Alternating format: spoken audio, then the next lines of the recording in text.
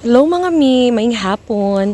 Nanapunta karon diri sa atong uma ug magtaging ta sa ato ang mga kanding. Salamat sa Ginoo kay gihatagan ta og bisan ginagmay man lang, at least natay kalingawan every weekend. Hello mga mi, ingon ani ay ang pagtaging.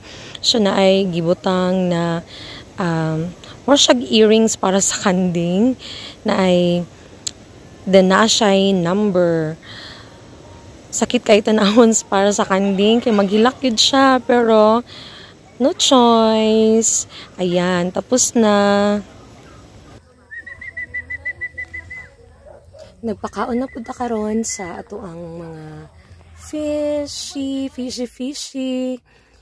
Kini padulong ta sa atong humayan, atong bisitahon kung kumusta na unsay dagan karon diha mga mi, and by God's grace tuluyan sa Ginoo dagan ta mayong panahon sa kanunay ug nagpatubig day mi karon mga mi. Soon, Lord willing,